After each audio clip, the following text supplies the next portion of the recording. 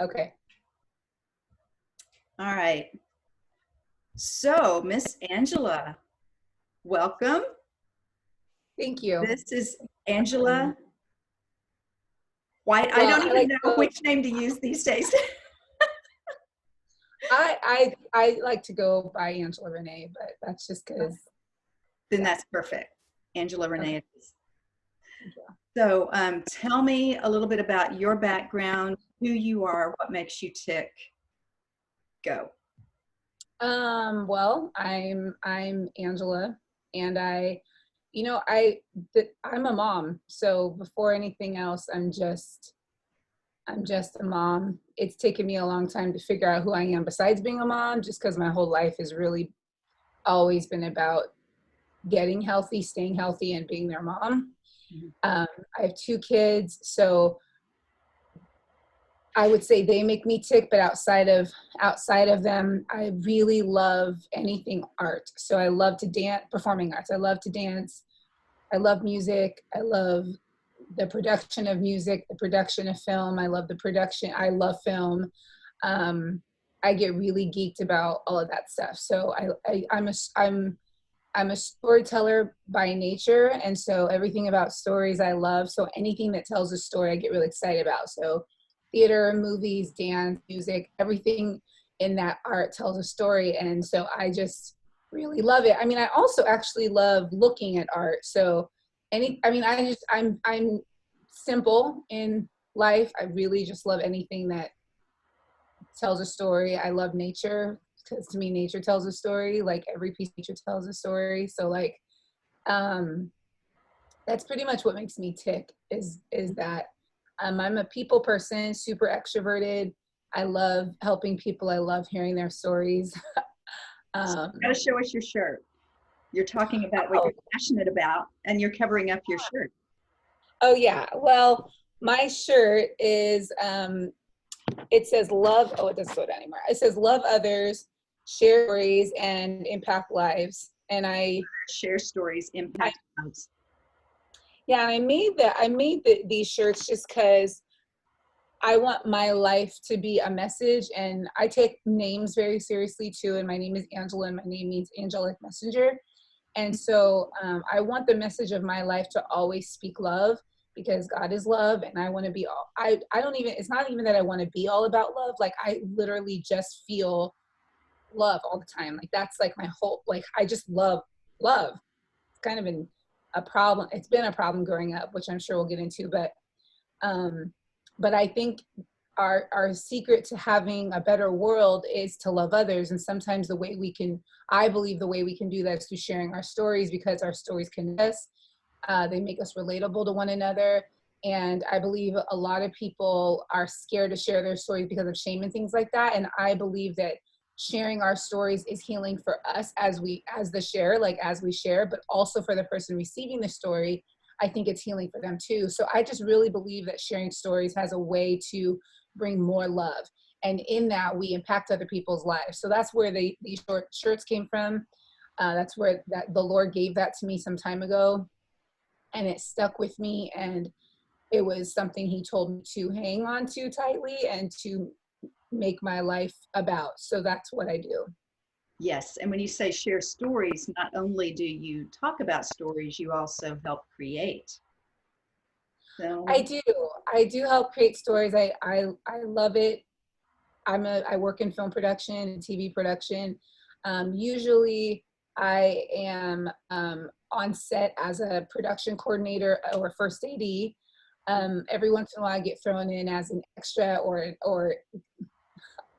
a role that I don't want to really act in, but it ends up happening. Sometimes they need me to go in there and do that. But I love being a part of storytelling. And if that means I love being on set, I love cameras. Not so much being on camera, but that can be fun too. But I really love the physical camera. Like I'm a total geek when it comes to cameras. And so, I do that too. I mean, it's shut down because of COVID, and that's kind of a bummer. But at the same time, I like to slow down and not having to leave my kids all day, every day for long set days. So. right. And you're homeschooling your kids too. I am, and that makes it tough when you're gone 12 plus hours a day doing a film or a TV show. And I love homeschooling. It's not an easy thing, but I love being a part of, I just love being a very active mom. I'm a very hands-on person. So any relationship I have, I'm very hands-on to it. I like to be as fully present as I possibly can. So when it comes to being a mom, I'm like probably overly present. But I just feel like their life with us is so short that I don't see the point in like sending them away all day long during these precious years and these formative years and these influential years. I want to be a part of that. So God, I really feel like made it clear to me that that's the call he had on my life. And on the days I didn't think that I could do it, obviously I had people like yourself to call on, but it just really felt like that was what I was always meant to do, was be a mother, even if I wasn't meant to be a wife forever, or whatever, like I love doing those things, but my kids come first. So not having that work right now is okay. And I actually felt like the Lord was sort of moving me out of that season of like, or just putting it on pause because of my kids' teen years. And the teen years are absolutely different from those primary years. You think when your kids get older, you can go and do more things and just be free because they're getting older and they can be by themselves. And it is not the case. Like they literally need you more in a lot of ways. I was shocked to So, see that too, because as you know, I homeschooled our four. Wasn't my first choice, but it was so good in the long run. And when they got into their teen years, I did find those were the days that we would have some of those amazing, groundbreaking, life changing, or at least life course correcting, important conversations. right. I have when they're 5 or 8, but when they're 12, 13, 14, 15, it's like suddenly they want to know about some of these important questions that we're going to be talking about today. Yeah. So, yeah, this is in conjunction with my book, Great Love for Life, that's coming out, and it's all about sexual choices and, how we can kind of make or break many things in our lives according to what we do in this realm. I mean, I know that our lives are a big, huge whole when you put all the pieces together, but I do want to discuss how important those choices can be for your self-worth, for your possibilities and what you can do in life, all of that. So thank you so much for agreeing to be on here with me. And you're just an awesome friend and you inspire me in every way. So. Oh, you inspire me. No, you inspire me. Okay. I'm gonna hold on. I think, what did I do? I'm gonna switch. Oh yeah, because I didn't even look. I forgot I have a light here. That might help balance what's going on up top. Show your beautiful face that much more. Huh? Show your beautiful face that much more.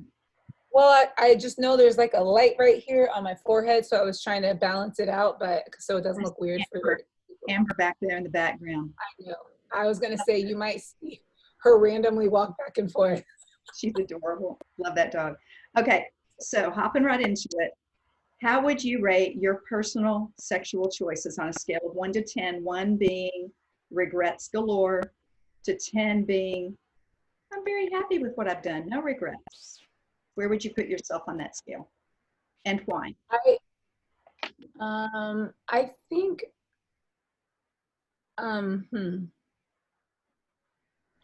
to be honest, I think I'm probably closer to the middle. So I might be about maybe like a 6, a 5. The reason I say that is because, okay, I think my biggest regret when it comes to that is that I created SoulTies that were difficult to break. But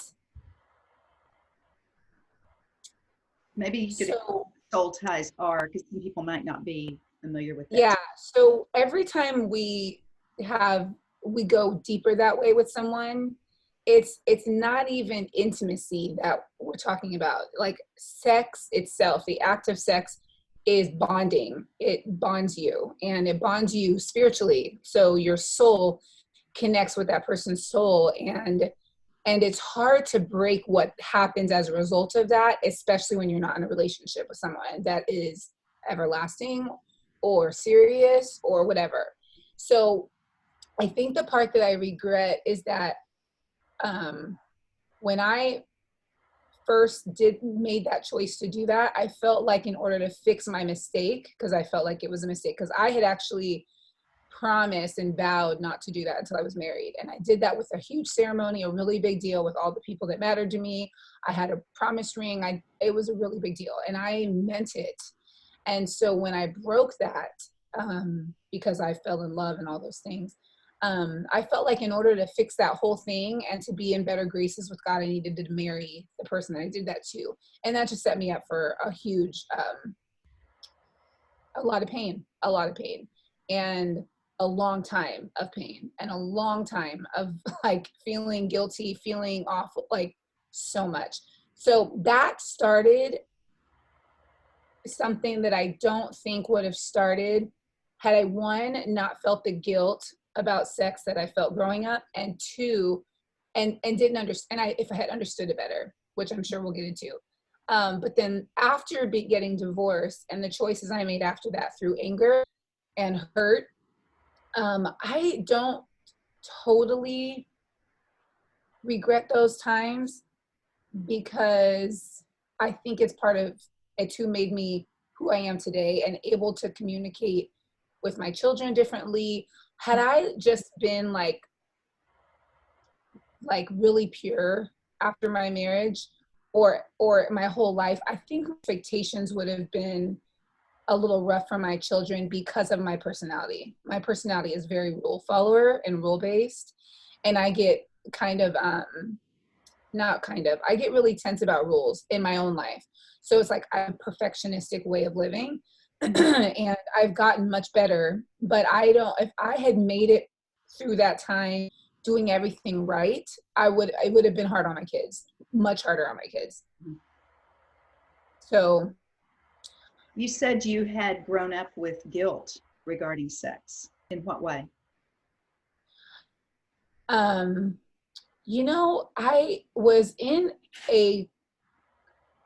grew up from 4. I grew up in a Baptist school and church, the same school, the same church, like they were one in the same. And it was extremely Baptist. It was extremely rigid, and with my personality being a rule follower, I couldn't separate this idea of like, Jesus loves me. This I know, the Bible tells me so. Jesus loves the little children, and God being up there with a stick ready for me to do everything wrong so that I could go to hell. I couldn't separate that at 4 years old. Mm-hmm. And because my personality is the way it was, it just really put the pressure on to be perfect. So when I first started hearing about sex and things like that, I was always uncomfortable. I was always like, that's bad, because I had heard it somewhere that it was bad. And I remember being like 4, 5, 6, 7, and my mom would be taking me to school. And I always remember driving down Satakoy in the valley, and we would get to Farallon, right where school was. And I just remember these moments of like people standing on the street. And I was so curious about things that nobody talked to me about. So I remember like I would see someone standing on the street, and I would be like, I would find myself just looking at their private area. Like if they were wearing jeans, a guy, and his jeans were tight, I would wonder what that was, or why it was even, like, it was just weird. And I felt guilty. Yes. But I felt guilty thinking about that, because all I knew was what I was hearing was that was bad. Like that whole thing was bad. Mm-hmm. And I remember there was an incident when I was 4 at school where a boy came, he kept coming up to me and my friend, and I was 4, I was in pre-K or K, kindergarten or something. And he wanted us to go into like the bathroom area by ourselves with him and his friend or something. But anyway, and long story short, it was the very first time I was introduced to something inappropriate. And he said he wanted us to show us he wanted us to show our private parts, and he said he would show his. And I don't really know if I understood that that was bad. I just was like, okay. And both my friend and I pulled our pants down and showed him our private parts. That was the very first time anything weird ever occurred in my life. And so when I went home and told my mom about it, I actually spent that entire evening getting my tail whooped all night long by my uncle. And an uncle I didn't really feel safe with anyway. Like, I didn't really like him. He wasn't nice. And he was my aunt's husband. So it wasn't like he was just somebody that my aunt married. I didn't love him like that. My grandpa was someone I loved. Had it been my grandpa that maybe dealt with me, which he would never discipline me like that, but had it been my grandpa that maybe dealt with me, it would be different. But I really think now that we're talking about, actually, that was the moment that changed everything I saw about private parts. So that was what happened first. And then after that, that's probably just is all coming to me right now. So that's how it started. That was my first experience of, you don't ever let anybody touch you. You don't ever let anybody look at you. All of that is wrong. And because you did that, my mom didn't know what to do. She drove us from, like, we were living in the valley, and she drove us from there all the way to Pasadena where my aunt was living, and said, I don't know what to do. Angela did this whole thing. And I got my tail whooped all night. I will never forget the fear. I will never forget the pain. And he would make me take breaks. We would be in the bathroom. He would make me take breaks and go in the living room. And they would make me sit. He would make me sit down. My mom would just sat there like beside herself. And I had to sit on the couch and then go back for more. And it was like hours of that.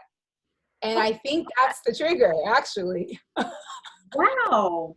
Yeah, I didn't really realize that until right now. But I mean, yeah, I was 4. And I remember that because of who my teacher was and what the playground I was on and all that. I was either 4 or 5. And that was my introduction to everything private part, everything private area. But I had so many questions. I was always inquisitive, and my son is very much like that, which I'm sure we'll get into more, but I always had questions, and I didn't really feel safe talking about it with anybody. And it started at that. Exactly. So I even had an incident either before that or after that, I don't know, where I was in the bathtub and the toys in the bathtub were there, but I must have gotten a spoon from the kitchen, and I was using it to play and try to figure out whatever was going down there. And I made myself bleed. So my cousin came in and actually found me in my bathtub with a lot of blood. Who knows what it was? I must have done something to myself that I didn't realize. And they had to take me to the emergency room. And then, the whole CPS thing back then, they had to go through all this stuff because they thought something had happened to me, but I was just playing in the tub and trying to figure out all these different parts in me, and nobody talked about it. Yeah. So those are 2 huge incidents that occurred that I think created a whole thing in me that I'm just now realizing as we're speaking. So, yeah. Oh my gosh. Revelation time. Yeah, so that was experiences can be so fundamental. Yes. Yeah. So after that, I had a curiosity, but I also was very afraid of the idea of whatever had to do with that. So I still didn't know anything about sex, anything about anything. Like, I didn't know anything about that. But what I did know is when I went to my godmother's church, these are some of these things like my family doesn't even know. Like, I would go to church with my godmother and my mom. Like, we would go to her church in LA, and and I remember there was a boy there at some point, and he would want to sit with us. And when he would sit next to me, he would put his hand, like, we would be sitting next to each other, he would put his hand under my bottom and just leave it there. And then he just wanted to sit there with his hand on my bottom in the church. And you couldn't see it because we had people sitting around us, and the way he was sitting in a way where you couldn't see him do that. I don't know how or what, and I remember he would go like this, and I would be thinking, I know this isn't right, but I don't know what to do about it. Mm-hmm. I don't like it. I never liked it when these things happened to me, but I have never been good at speaking up about myself until adulthood. Like I did not like causing a scene in any way. And my mom was always a big personality. So like if something went wrong with me, like the whole world would know about it because she would be going off. She'd be ready to go to jail for me under any circumstances. And I think that one experience actually with my uncle just made me not really sure how to handle any situation that had anything to do with anything. And it might private. make it really hard for you to entrust secrets to her. Yeah. To trust that she's going to protect your privacy. Right. Yeah. Yeah. That's gone into my adulthood. But so there have been many opportunities. There have been many instances, since that first one I remember, where I've been either touched inappropriately by young boys my age, in classrooms, at school. When we moved to New Jersey for like 3 months, and a boy in my class, same thing. I was put next to a little boy, and he did the same thing that other boy did, and then he wanted me to put my hand on him, and he put his hand on me, and I remember I was like this, and he just was like, he like took my hand and did it, and I always knew these things were wrong, but I didn't know what to do about it. And so I went home, I told my mom, and she went right to the school, made a quick U-turn, went to the school, got in that boy's face, got in the teacher's face for not paying attention. And that was my last day at that school. It was a really bad day. It was a really bad experience. And actually on our way home, we ended up getting in a not a car accident, but people were fighting on the road, and they landed in the back window where I was. So the whole back window shattered all over me. So we moved back to California. Yeah.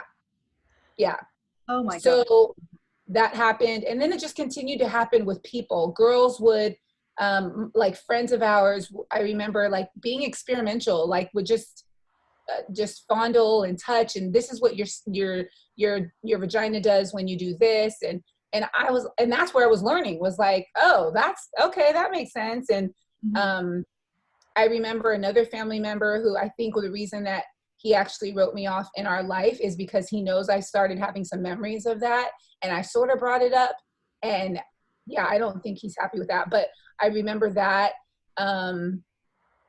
Yeah, and it just kept happening. So I never had anyone to discuss these things with. It felt like it didn't feel like a safe thing to talk about, but stuff was happening that made me know like that anything that had to do with the private parts was nasty and dirty and bad, because it made me feel that way. Right. So that was the beginning of all that, to answer that question. I think it's real important with what you're talking about here for us as parents to realize how important our reactions are, because with what I've studied, with people I've talked to, even rape victims, many times they'll say the incidence was horrible, but then I wasn't believed. Or people started saying I had asked for it by what I was wearing or where I was, or somehow it was my fault, or I'm making it up, or, or I'm a dirty girl, or, it's like how we react to when our children have something happen or they have questions, whatever. It's very important that we try to really connect with God's peace and God's point of view, maybe step away, something like that. Because it is frightening, because you love your children with all your heart, and you don't want anything to happen to them. You'd love for them to stay, pure as the driven snow for the rest of their lives. But yeah, anyway, so anything else on that particular one? Well, I forget what the question was actually. Can you refresh me on what we're talking about? How you would rate, who first told you about sex? Have we discussed that yet? No, we haven't. But those experiences were, so so the question was, who taught you about sex, or when did you first learn? When did you first hear about sex? I don't really remember the first time I heard about sex. I think I used to wonder like how babies were made, just like any other child, and nobody would really answer me. So I just thought, I don't remember. I think I really don't remember the first time. I just remember thinking about when I was 9. I remember thinking, because I remember the shower I was in, and I remember thinking, so they just have to touch. I just remember thinking, so I would literally be just standing here next to my husband, because I knew that part. I knew that like it was a husband and wife thing. Somewhere along that line, I figured that out. And I knew they had to touch because I really wanted to be a mom. So it was like, I know they have to touch. So then I would try to figure out, how do they do that? I remember standing in the shower thinking, how do they like just make sure they touch, because it's so flat? Like, how do you just like figure that out? And I remember asking my mom at about 9-ish, and she she went and got me a book, or must have told a friend, and the friend gave a book, and then my mom handed me a book. Mm-hmm. And the book, so rewind, these are again some of these things family doesn't know, but like I think I was little, probably 5, 6, 7. I would go to my godmother's house on a regular basis, and I loved being with my godmother. It was great. It was just like being with my mom. I loved it so much. At some point, I realized that she had stuff on her TV that I probably wasn't supposed to watch. But I knew it had something to do with the private parts, because I could see like they were doing stuff that I shouldn't be watching. But I would watch it, and I don't remember how old I was, because I just don't remember. But I remember I would watch it wondering what they were doing, why the person was making noise, what was like, I had all these questions that nobody would answer. So it's obviously pornography. And then later somebody actually like, and I don't know how old I was when that happened, because somewhere along the lines, I realized that what I had seen was actually the part connected to the book that my mom gave me. Mm-hmm. And that was how you made babies. And it was like, oh, well then why? I was confused, because I remember seeing all this stuff, and I'm like, I just don't understand like why they're doing that, like why it looks so, I just didn't understand. Mm-hmm. And I'll never forget wanting to, because I think I had gone to my papi first, my grandpa, and asked him first, because he was a safe place for me for all things. And he said, oh, honey, that's something you should ask your mommy. And I went to my mom, and my mom gave me the book. And then I still had questions, but I had nobody to ask it to. So I don't know who really taught me outside of that book, but the book and my hormones and everything, something was changing early on. And so it didn't make it made me feel guilty for looking at the book, because it made me feel something inside that I didn't understand I was feeling. So it made me horny, but I didn't understand what that meant. I didn't know that I was feeling horny. I just know I felt something. And I remember getting my hair done one time at this person's house, and it hurt so bad. So I went down and rested. And when I had a dream that made me, it was like what would be like a wet dream for a boy. I just woke up feeling so many different things. I woke up with a pillow in between my legs. I didn't know what was going on, and I had nobody to talk to about it, I felt like. So I literally just went through life trying to figure out why I kept having these feelings, especially if I was going through channels and would like hear something, but it would be static and I could hear it, but I couldn't see anything. Mm-hmm. So that was all my education up until middle school. And I think it was when I was probably 11 when we had a family that we were friends with, and they actually, all of us kids were in one room, and the older kids turned on pornography. Oh. And I will never forget, it was the Addams Family. It was like a mock-up of the Addams Family. And I never saw the Addams Family the same after that. I couldn't even watch the Addams Family movie after that, because it would trigger that memory. Maddie was sticking her head in. Okay. So what were your hopes about what your life in regards to love and sex and marriage and all of that? What were your dreams about how all that would be? Well, I thought, because I knew it was supposed to be a married thing, I hoped that it would be this beautiful, like, you meet your husband, you get married to your husband, and God just like makes this wonderful thing happen between you two. And it just feels so great. Everything's so great. I thought because I would have honored God that it would be perfect. It would just, everything would be perfect. I was actually told very young that I had what was called Cinderella syndrome. I was in love with love.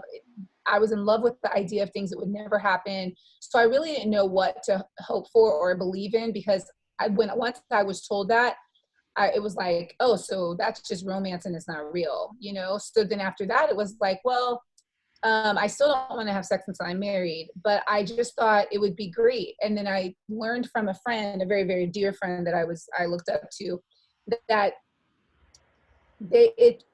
she taught me a lot. And she would say, like, they were virgins when they got married. And she would say it took them time before they did all those. And I was well into my teenhood at this point. So she was the first person I could have a healthy conversation with.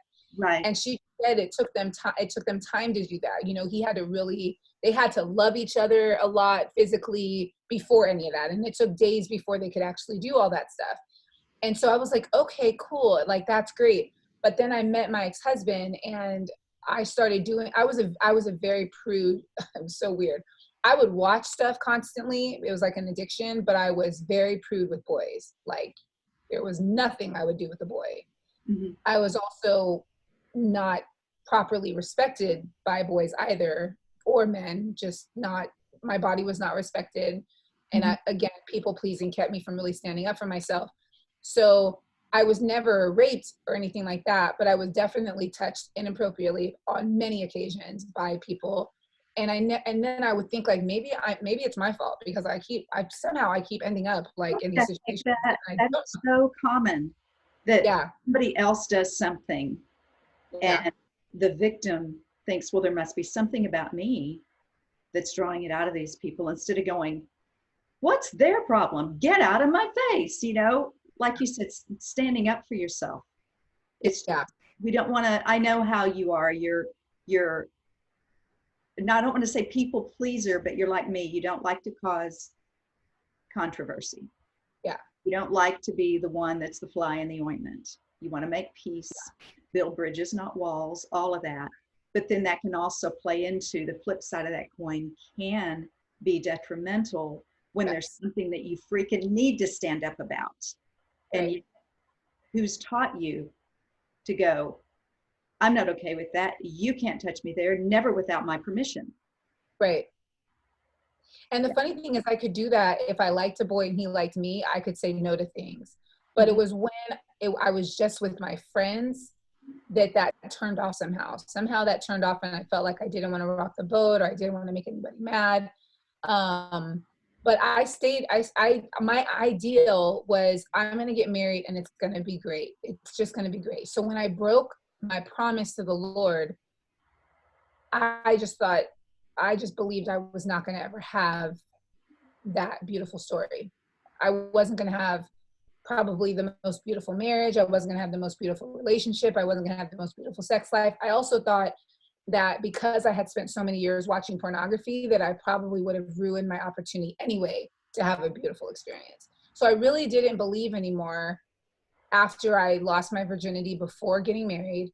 Everything I kind of hoped for, or hoped for a lot, I thought I ruined it all by having sex before I was married. I believe that 100%.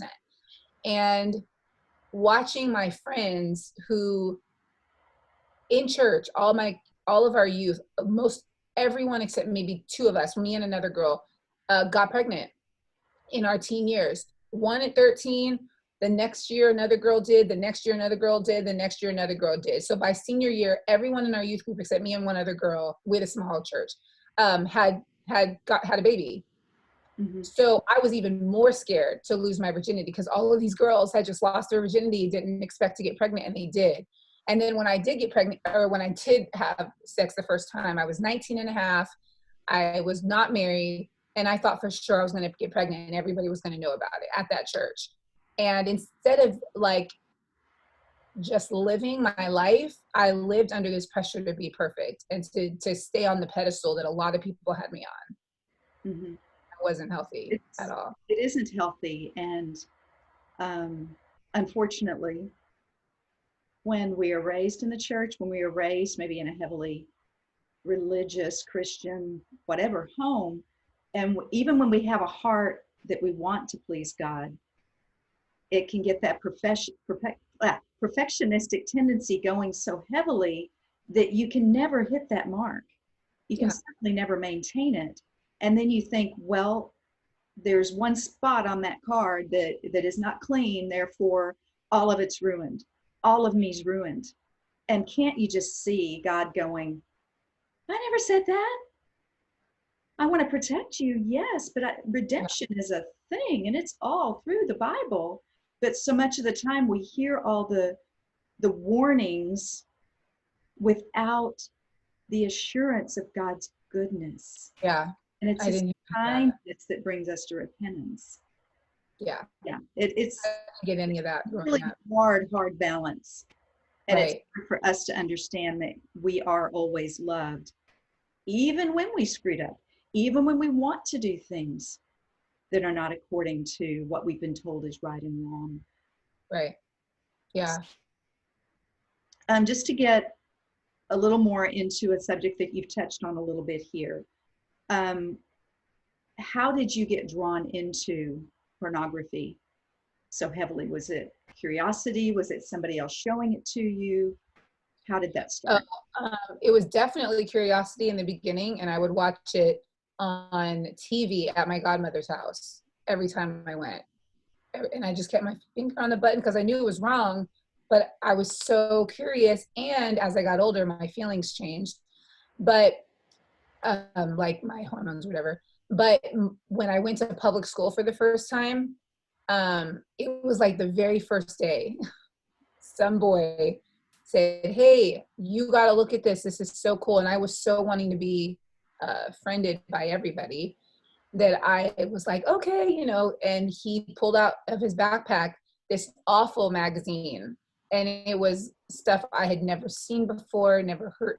I learned things in middle school at that public school that I had never heard of before. I never knew these things and these terms. And they're like, what? Girls are doing that right now? Like, girls would be doing stuff in the bathroom and like when their parents weren't home. And I was like, people, what? And I was so disgusted by the idea of sex by that point. That was, I keep just having these revelations. Yeah. But when I saw that magazine and I heard what everyone was doing, and I had the memories of like all my sneakiness. Hold on. Hi. That's okay. I'm in the middle of an interview. Are you going? Okay. 1 second. It's okay.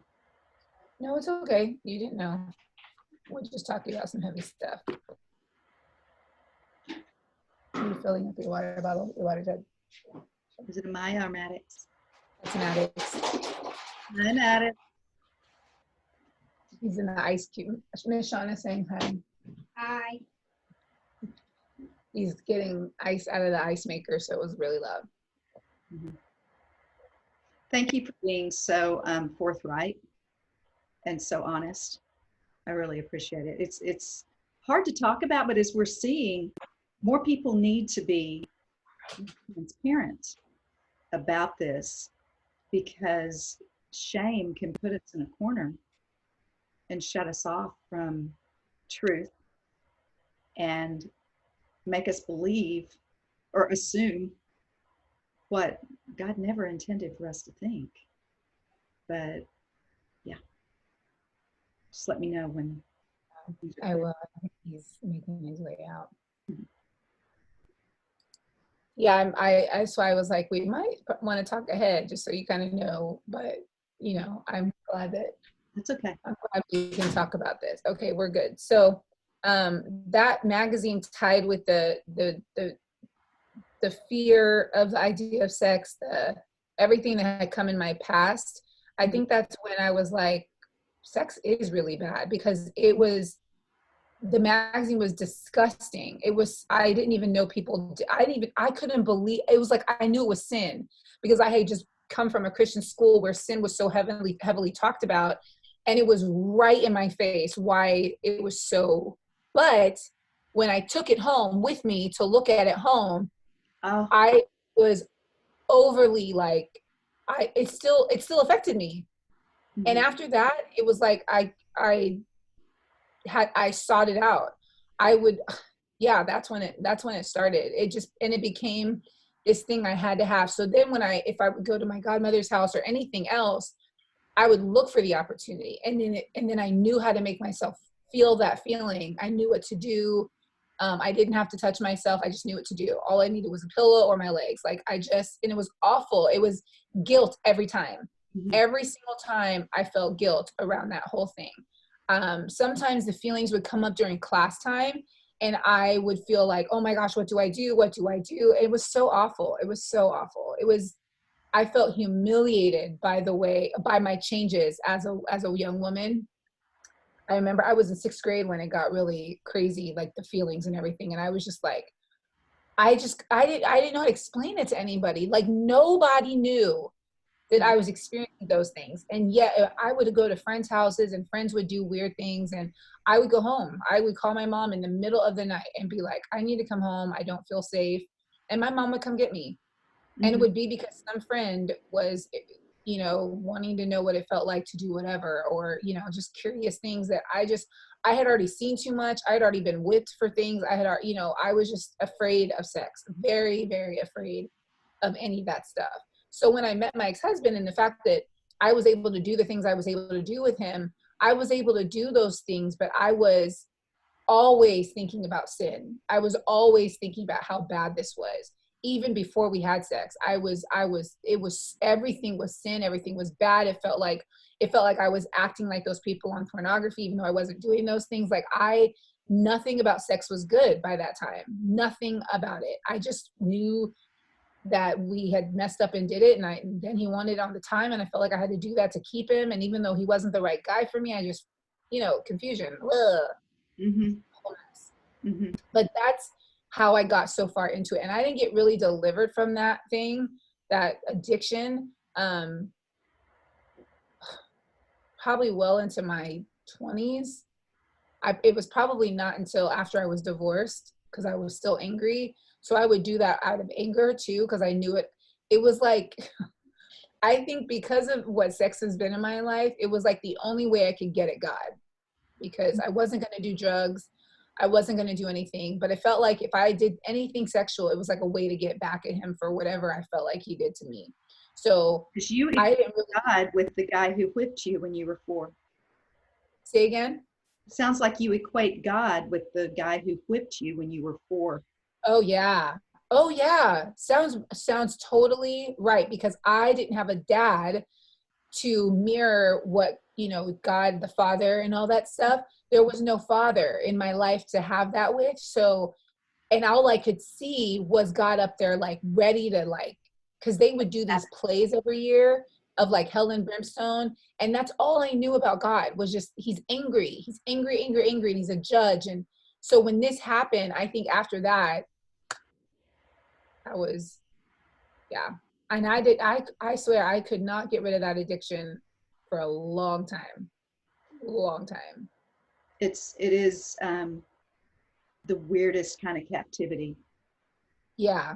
And just having heard even from women, people who are violated or raped or molested, there is something that makes you return to that moment of trauma. Yeah. It's like it scars you and captures you at the same time. Yeah. And it's so unfair because it's not like you chose as a 4-year-old to be beaten because you did something you didn't even know was wrong, but that impacted you, and it continues to have an impact as you Yes. develop. It's like, like the devil has taken the seed of you and gone, okay, we're going to put a scar right here so that as you grow, that scar gets bigger and bigger. It's just so diabolical, and it really breaks my heart. But knowing how amazing you are now, I know that God's redemption is real. You're amazing. Yeah, I so hope so.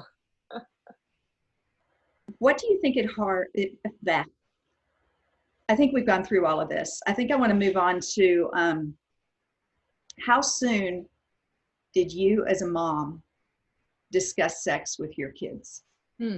Well, very early on because of my own situation. I didn't ever want them to feel like they couldn't talk to me about stuff like that. And I remembered how young I was when I started having curiosity. And because my daughter would do things, she has sensory stuff that she would go through. And I thought, there would sometimes where she would do things that made me think maybe she was already being curious. And I just didn't want that to go unspoken about. Mm-hmm. And so the time that we really had a conversation about all of that stuff, it was in 2015. So that was, like 5 years ago. Yeah. Or sorry, 2016, because I know where we were living. So it was the year of 2016. So that was 4 years ago. And so they were, 9 and 7. Mm-hmm. Yeah. No, that's not right math, but it was 5 years ago. So yeah, I did that right. And I know they understood it.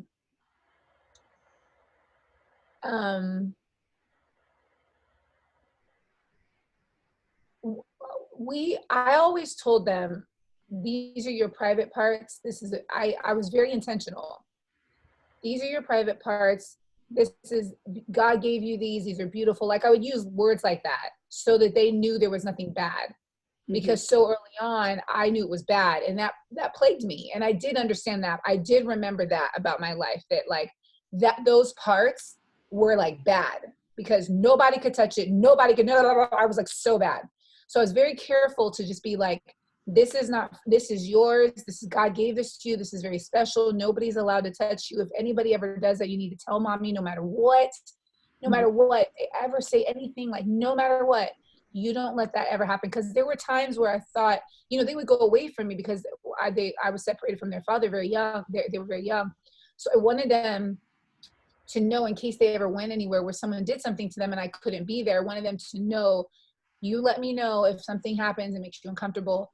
But I said it in a very pretty cutesy way, I tried. But later on, 2018, I found out that my son was actually walking in the same story that I had very early on, saw something at his uncle's house, and in time of our separation, and it started an addiction, and it was really hard. I felt like history repeating itself. It felt like I felt almost like, wow, we even had the talk about this and you never brought it up because you knew it was wrong. You knew it was a secret, but you didn't want to say anything. Anyway, so we talked about it very young and we've continued to talk about it. And now the conversation is, it's still about marriage, just reminding them. They've had experiences with, what's her name? PositivelyWaiting. Oh, Karen. Because Karen yeah, Cross. Karen. Yes, because she came to our church and spoke to the youth, and that was really great because it was brought up again at a time when they really needed to hear it again from someone. So they learned about everything that Karen talks about, the diseases, the pregnancies, all this stuff. And that was really good because it was good conversation for us to have again. So, and we continue, to be open, about those things, and the conversations are always going. I get a little, I probably shouldn't be concerned, but Amaya is a lot like I was with she's disgusted by anything that has to do with that, just totally disgusted by it. And that's good to protect her, but it's also like, I want her to know that it's a beautiful thing when you're married. In context. Yeah. And yeah. And even though I've never experienced that, not once, I want her to know she can experience that,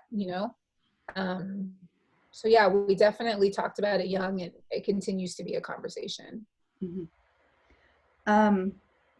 So if you could go back and talk to the young Angela, I don't know how far back you would want to go. I mean, maybe what would you say to a 4-year-old? What would you say to the 9-year-old Angela?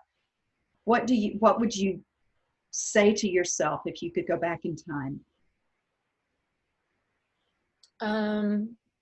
I would tell 4-year-old Angela,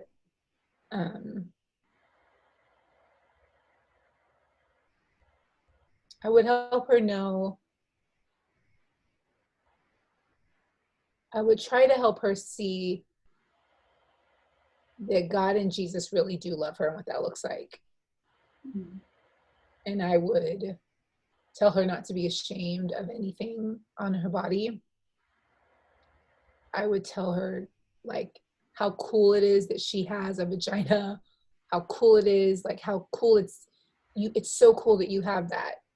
Just make sure nobody touches that till you're way older. Like, just, like I would talk to her to let her know, like, you're going to have a lot of questions. And I just want you to talk to me.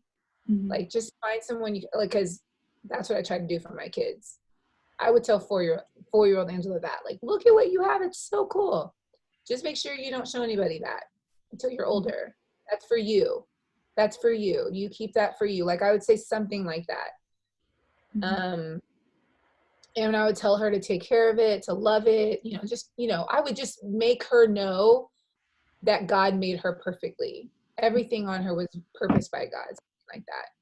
Right. 9-year-old Angela, I would tell her to not be afraid of making mistakes.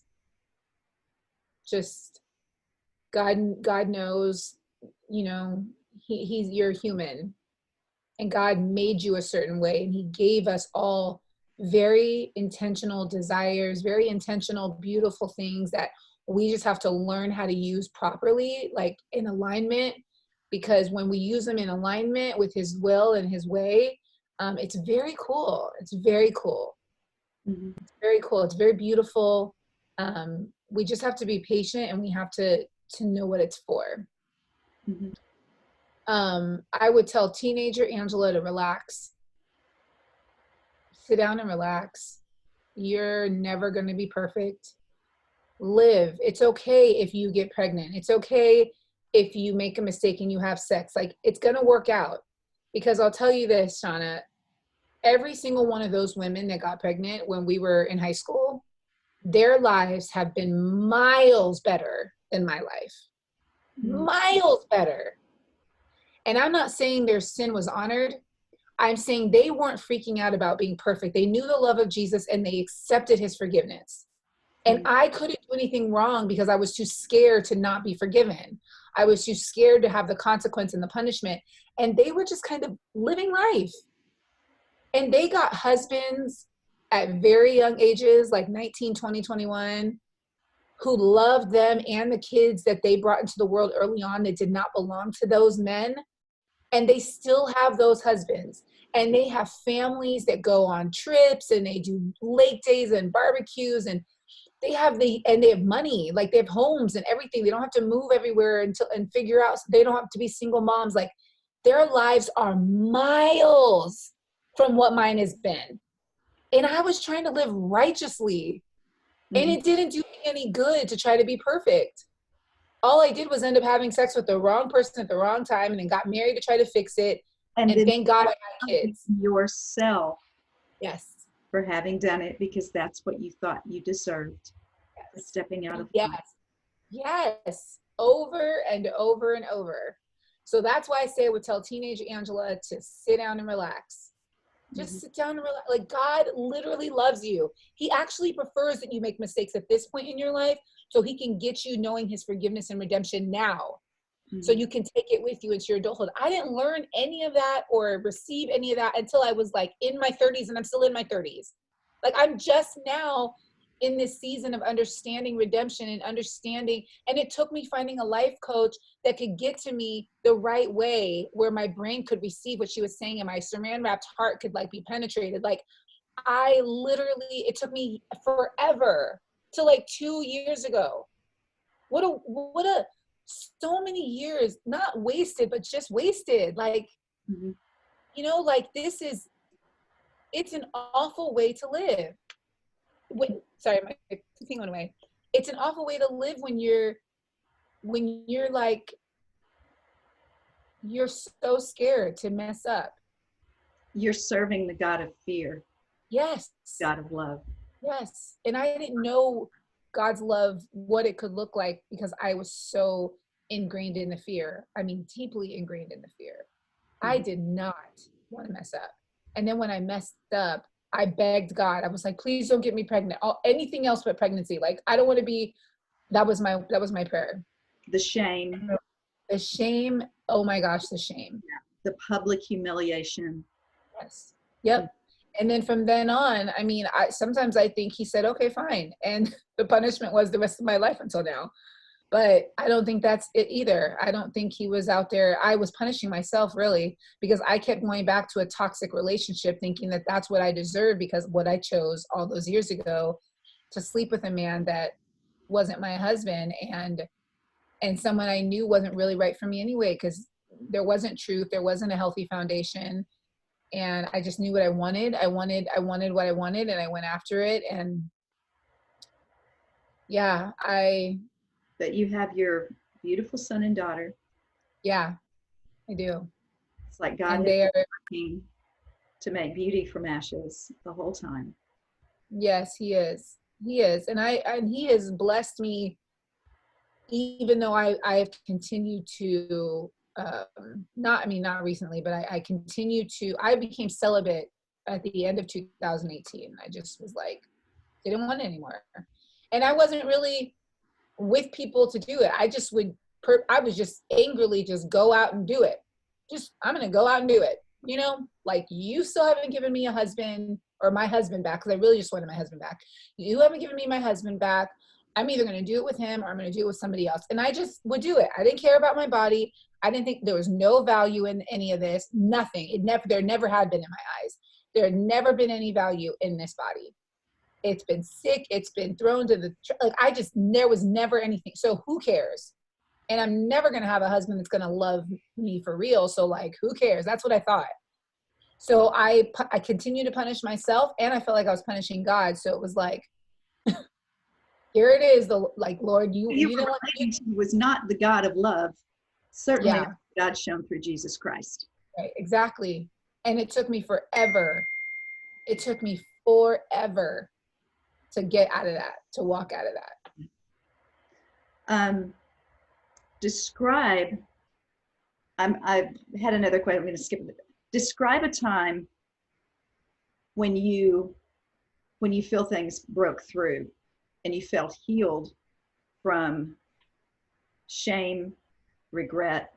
Now, you said you had been meeting with a life coach, so I suppose there's been some breakthrough with a lot of that. Yeah. Yeah, that happened in about September, October of 2018. Mm-hmm. And she just had a way. She is very in tune with the Holy Spirit. She lives with Jesus constantly. So she's like you. Oh yes, you know who she is. You know her. You know Donella.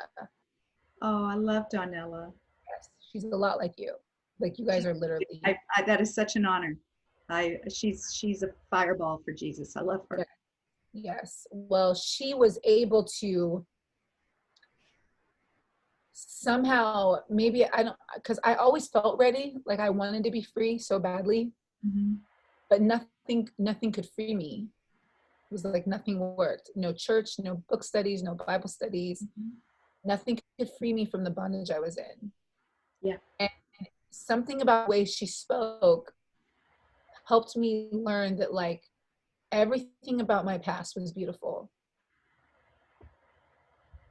And to speak to me that way when I love stories so much was just exactly what I needed at that time. And not only that everything about my story was beautiful, but she taught me about the redemption of Jesus in a way no one had ever spoke to me about it. Like, I did not know what she told me. And I didn't know how I didn't know it. Like, I've heard these same words, but like the way you're saying it, for some reason, it's like, I'm hearing you differently than I've ever heard it. And so I was able to take that home, and I was like, I just saw myself differently all of a sudden. It was like literally weights off. And it was because I realized that God knew every single part of my life the moment he thought of me. And from conception, even though I was conceived and birthed out of wedlock, my dad was still married to his wife when he met my mother and when he conceived me. Like, I felt so much shame about all parts of my life growing up. Like, my half brother's mom didn't really care for me because I was the result of like my dad's joy because he had a little girl, and I came when he was married to her. Like, I felt so much shame all my life. And in that moment, sitting with that life coach and going through all those things, she just saw it as beautiful. And it was like, this is like, I am gross. Everything about me is gross. Like, it's just all gross. By then I had done more things in my life that I never thought I would do because I was so Christianese, trying to be perfect, you know? And my soul ties were thick with these different people, not because I love them. I fell in love with one other person outside of my husband, and it was the most unhealthy thing I could have done. But I haven't felt that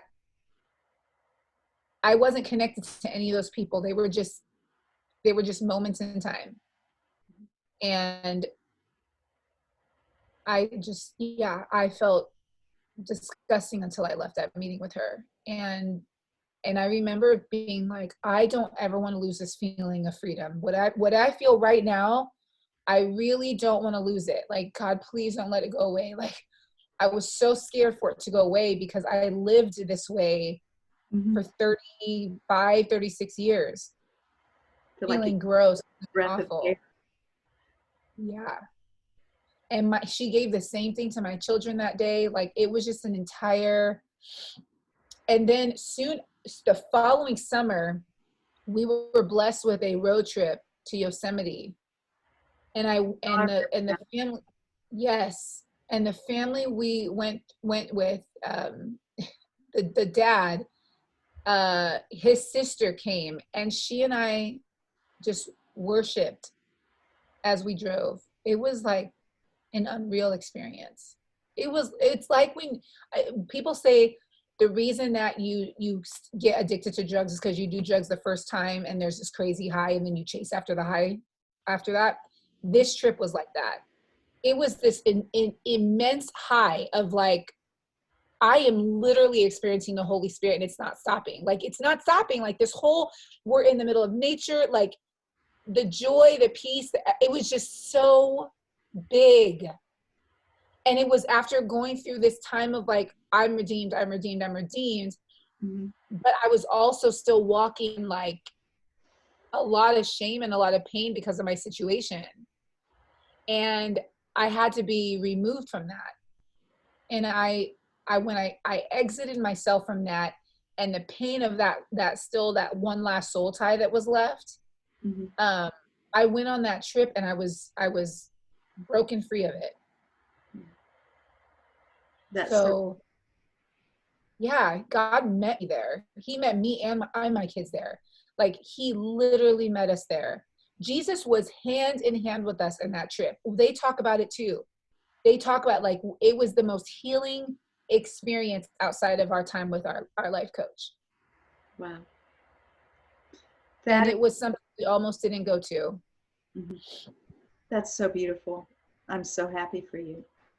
And I'm so glad to see real joy in your eyes, because I remember having a lot of those conversations with you and feeling like, I'm saying the words, they're not getting in. She's not believing it. And I can feel it grieving God's heart. And what you're talking about is the beating heart of why I wrote Great Love for Life, why I've worked on it for off and on for the past 10 years, because I see so many who are marked, who are scarred, who feel like they're defined by what they've been through, what's been done to them, what they've experienced. And it's all so counterproductive to how God sees them, the freedom they can find in Christ. But what's beautiful is no matter what you've done, no matter where you've been, no matter what's been done to you, God's redemption has your name written all over it. So that's my heart's cry, because like you, I too was raised in a very religious, be a good little girl, you know, do everything right. And if you don't, well, you failed. And it was hard to believe that God could love if I ever had a thought or an action or experience, you know, that wasn't in line with the perfect God-fearing little girl. There's always redemption. And I mean, redemption wasn't a thing, then there would be no Psalms and Proverbs, because Solomon and King David bit it big time in life. Yeah. And we still can glean from the power of what God wrote through them. But you're amazing. Thank you so much for your time. I love you. I'm honored to call you friend. And I just, God's grace over every facet of your life. And I'm so excited to see what he's going to do and what he is doing through you and has done through you. And Donnell is right. Everything about your life is beautiful, because God takes our scars and makes them beauty. He takes those ashes and he makes it beauty. And he makes it strength for you to raise your kids and for them to hand on that wisdom, and for you to pass on wisdom to millions, girl. There's so much creativity in you. I just can't wait to see it continuing. Thank you. Me too. Thank you so much for your time.